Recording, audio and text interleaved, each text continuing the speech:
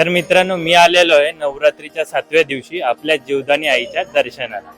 हाय मित्रांनो, तो good morning आणि मी तुमचा लाडका रोहित पुन्हा एकदा तुमचं नवीन व्हिडिओमध्ये स्वागत करत आहे. आज सकाळी तयारी करून एवढ्या पावसात ट्रेनचं तिकीट काढून मी निघालोय जीवदानी आईच्या दर्शनाला. वसईपर्यंत पोहोचलो, पण इथे पावसाने साथ सोडली नाही. उलट अजून जोरात पाऊस सुरू झाला. तिथे पुन्हा एक ट्रेन पकडून विरारकडे निघालो. विरारला उतरलो तर पाऊस तसाच कोसळत होता. मग तिथून रिक्षा पकडून जीवदानी मंदिराच्या दिशेने निघालो. मंदिरात पोहोचलो तर पावसामुळे आसपासचा नजारा एकदम जबरदस्त दिसत होता. मग विचार केला की रोपवेने जावे की चालत, पण ठरवलं की चालतच जाईन. चालायला सुरुवात केली आणि थोडं वर गेल्यावर पावसातही घाम फुटत होता, म्हणून थोडा वेळ थांबलो. पुन्हा चालायला सुरुवात केली.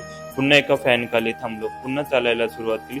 थांबत चालत शेवटी वर पोहोचलो. मंदिरात आत आलो तर रविवार अजूनही लाईन नव्हती, कारण कालपासून पडणाऱ्या पावसामुळे. जेव्हा जीवदानी मातेचं दर्शन घेतलं तेव्हा सगळा थकवा क्षणात दूर झाला. वर जाऊन इतर देवांचेही दर्शन घेतले.